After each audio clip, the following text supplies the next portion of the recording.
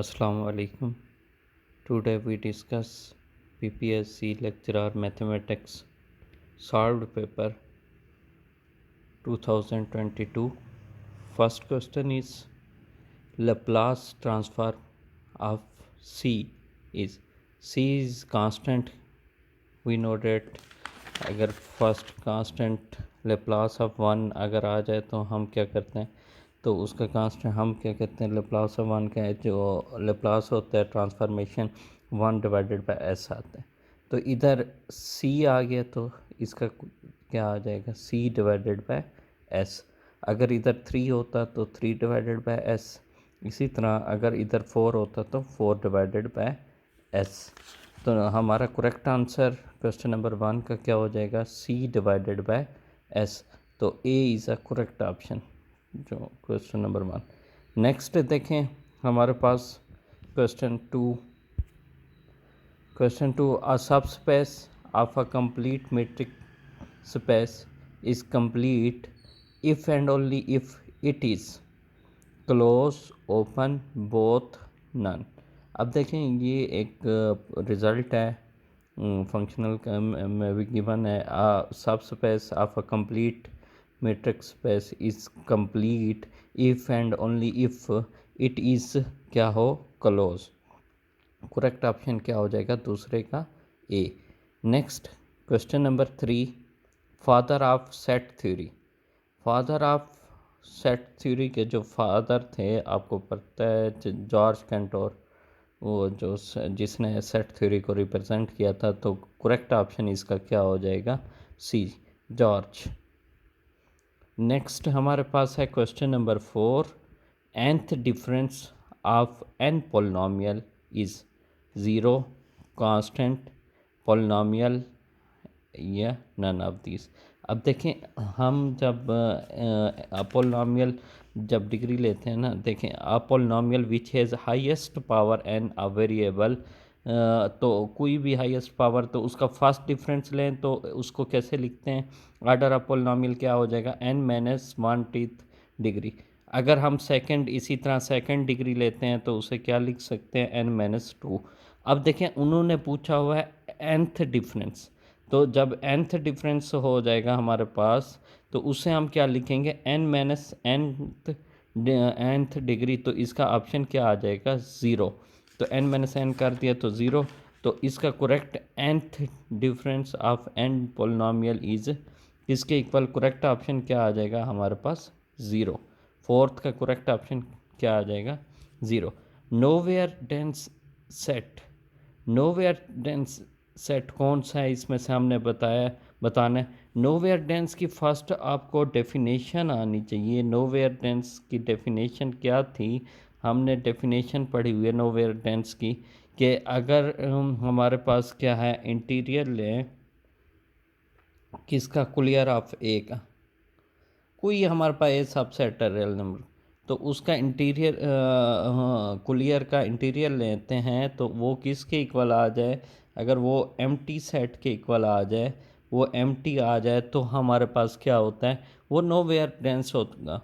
अब देखें हम सबके इसका अगर क्लियर लेते हैं तो वो set of real number R का सेट ऑफ रियल नंबर होता है, उसका इंटीरियर फिर सेट ऑफ रियल नंबर, इसका लेते हैं set of real, empty set नहीं आता।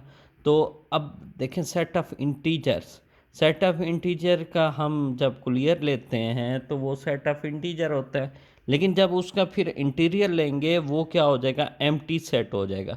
तो क्वेश्चन नंबर जो 5 है तो इसका करेक्ट ऑप्शन क्या हो जाएगा, set of integers, set of integers. Next देखें question number 6 summation 1 to infinity n+1 divided by 3n+1 is converges to 1/3। अब हमारे पास सीरीज़ गिवन है, हमने उसका कन्वर्जेंस किसकी तरफ वो कन्वर्ज करेगा, या अब देखिए कन्वर्जेस टू 1-1/3 या डाइवर्ज करेगा या नन ऑफ दिस। देखें सीरीज़ उस वक्त कन्वर्ज करेगा अगर हम उसका क्या लें, फार्मूला था लिमिट ले लें एन इन्फिनिटी पुट करें, अगर वो 0 के इक्वल आ जाए तो वो कन्वर्ज करेगा, अदरवाइज डाइवर्ज करेगा। अब देखें ये क्योंकि सीरीज़ है, सीरीज़ में हम चेक करते हैं, देखें क्वेश्चन नंबर 6 का ये सीरीज़ लिखी हुई, इनमें से हम n लिमिट ले लेते हैं, लेट करते हैं, ये an के इक्वल है n+1 divided by 3n+1। Limit लेते हैं, लिमिट बोथ साइड पे n अप्रोचेस टू इन्फिनिटी ले लेते हैं, n अप्रोचेस टू इन्फिनिटी लेते हैं, n कॉमन ले लेंगे तो n से कैंसिल हो जाएगा, और ये 1+1 डिवाइडेड बाई n, इधर से n कॉमन तो 3+1 डिवाइडेड बाई n। अब देखें जब लिमिट इन्फिनिटी पुट करते हैं, ये तो n से कैंसिल हो गया, 1 divided by infinity 0, 1 divided by infinity 0, तो हमारे पास क्या है 1 डिवाइडेड बाई 3, ये 0 के इक्वल तो नहीं है, तो ये डाइवर्जेंट होगा।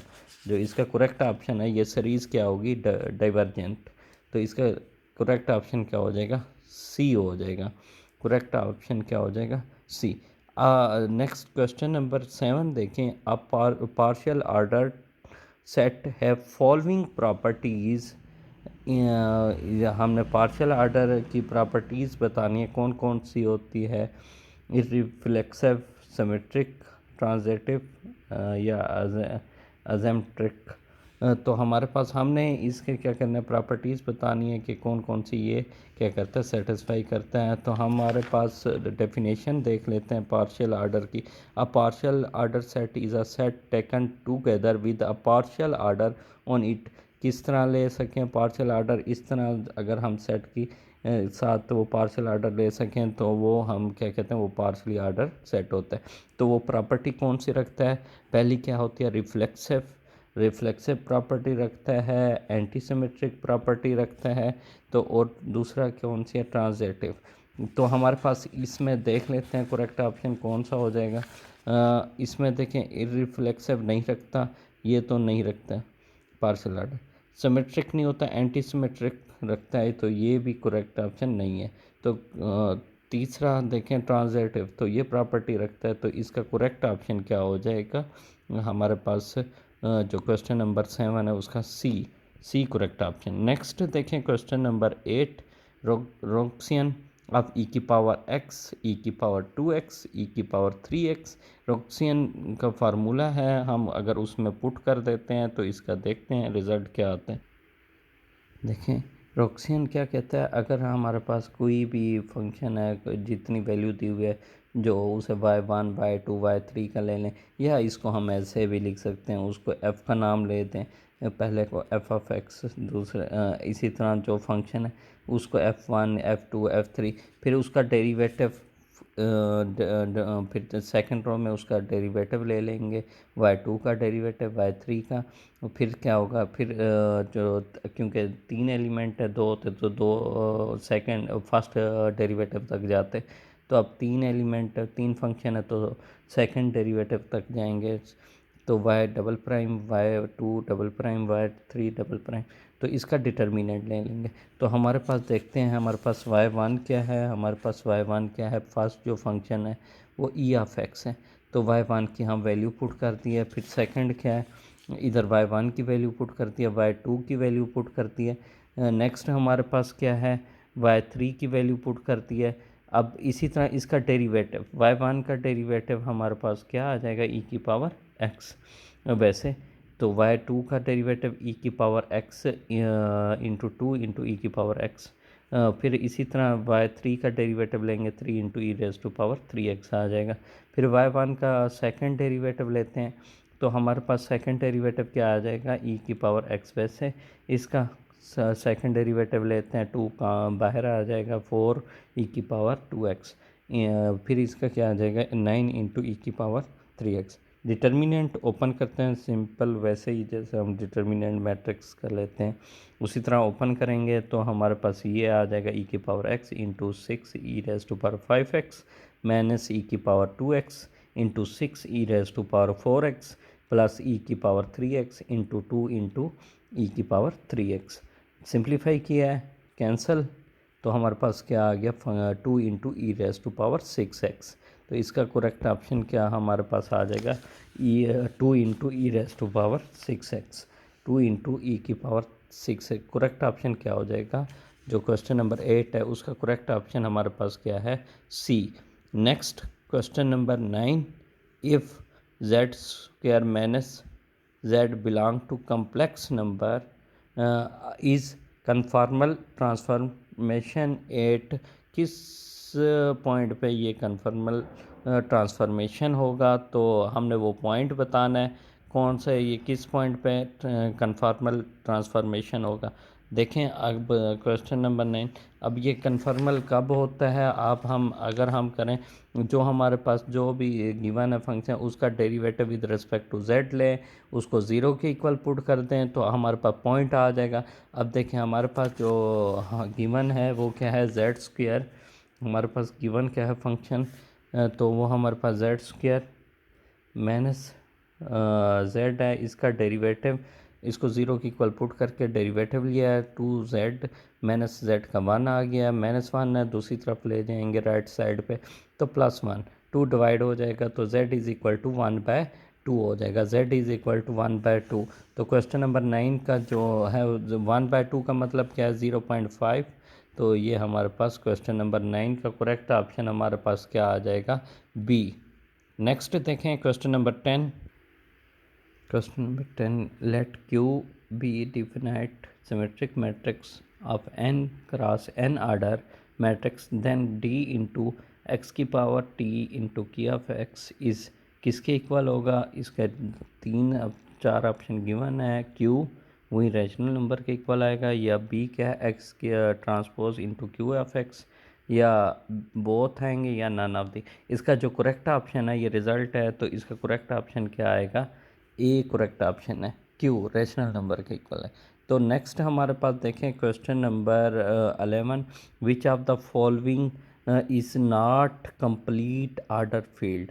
तो वो कंप्लीट इनमें से कौन सा क्या है, कंप्लीट ऑर्डर फील्ड नहीं है। तो हमारे पास जो इसका करेक्ट ऑप्शन है, देखें पहले क्या है, question number 1 set of integer, B option क्या है, set of rational number, C क्या है, कम्प्लेक्स। नेक्स्ट क्या है, ऑल ऑफ दिस। देखें which of the following not complete order, तो ये सेट ऑफ इंटीजर भी कंप्लीट ऑर्डर नहीं है, सेट ऑफ रैशनल नंबर भी कंप्लीट ऑर्डर नहीं है, और सेट ऑफ कम्प्लेक्स नंबर भी कंप्लीट ऑर्डर नहीं है। तो ये क्या है, इसका करेक्ट ऑप्शन क्या हो जाएगा, all of these. The next है question number 12। The dual space of L1। तो L1 की डुअल स्पेस देखें, हमारे पास ये रिज़ल्ट है उसी में फंक्शनल का। तो फर्स्ट ऑप्शन है L1, सेकंड है L इंफिनिटी, थर्ड है L2, एंड सेकंड फोर्थ क्या है, C इंटू एवा बी। तो इसका करेक्ट जो 12 का करेक्ट ऑप्शन है, डुअल स्पेस ऑफ L1 की डुअल स्पेस क्या होती है, L infinity. Question number 14. If kernel of phi is equal to 0, then the homomorphism, हाँ अगर कर्नल ऑफ फाई ज़ीरो हो तो उसका होमोमॉर्फिज्म क्या होगा। ये रिज़ल्ट गिवन है बुक में, फंक्शनल के सर्जेक्टिव, बाइजेक्टिव या इंजेक्टिव या नन ऑफ दिस। अगर कर्नल ऑफ फाई कोई भी फंक्शन, उस कर्नल क्या है, ज़ीरो होता है, तो कर्नल ज़ीरो होगा तो उसका क्या होगा, वो हमेशा क्या होता है, वो इंजेक्टिव होता है। वो क्या होता है हमारे पास, homomorphism is injective, then homomorphism क्या हो जाएगा, इंजेक्टिव। अब देखें नेक्स्ट देखें हमारे पास क्या है, क्वेश्चन नंबर 15। क्वेश्चन नंबर 15 हमारे पास है, if range is equal to codomain, the mapping is surjective, bijective, injective या नन ऑफ दी। अब देखें हमारे पास अगर इसको देखें ना, कोई फंक्शन है A2B, हमारे पास फंक्शन उस पर अप्लाई कर रहे हैं, कोई एफ फंक्शन अप्लाई हो रहा है। अब देखें ए जो है, ये जो फंक्शन एफ ऑफ ए, ये जो लेंगे, पहला जो फंक्शन ए मैपिंग कर रहा है 1 से, बी भी मैप कर रहा है 1 लेट करते हैं, सी भी मैप कर रहा है 2 से। तो हमने देखें जो इसका ये फर्स्ट है, तो हम इसको क्या कहते हैं, जो ये है पुट करेंगे एलिमेंट, तो ये हमारे पास डोमेन है, ये डोमेन है। जो बी के एलिमेंट है सेट, ये क्या हो जाएंगे, को डोमेन। लेकिन जब फंक्शन इस पर अप्लाई करेंगे तो जो फंक्शन का ये जो रिज़ल्ट आएगा, जो हमारा ये रिज़ल्ट आएगा, ये क्या होता है, ये हमारे पास रेंज होती है। इसे हम क्या वो कहते हैं, ये रेंज होगी, अब देखें ये जब कोड डोमेन और रेंज इक्वल आ जाए तो ये क्या होता है, ऑन टू होता है। ऑन टू मतलब सब्जेक्टिव फंक्शन। तो ये हमारे पास इसका करेक्ट ऑप्शन क्या आ जाएगा 15 का subjective. If range is equal to codomain then it is subjective. तो ये सब the mapping is subjective. Next question number 13 इसमें से रह गया था हमारे पास, dimension of kernel of T for any transformation T. तो डायमेंशन बतानी है तो हमारे पास क्या होगी, अगर kernel dimension kernel of T लिया हुआ है उसकी डायमेंशन क्या होती है, हमने उसकी डायमेंशन बतानी कि क्या होगी। इसका देखिए ऑप्शन गिवन है, रैंक प्लस नलिटी, नेक्स्ट क्या है nullity, next rank minus nullity. अब देखें उसका नल सेट नलिटी सेट और ये इसका करेक्ट जो ऑप्शन आएगा वो क्या होगा, रैंक प्लस नलिटी। तो इसका करेक्ट जो क्वेश्चन नंबर 13 का क्वेश्चन है उसका करेक्ट ऑप्शन क्या है हमारे पास, ए करेक्ट ऑप्शन होगा।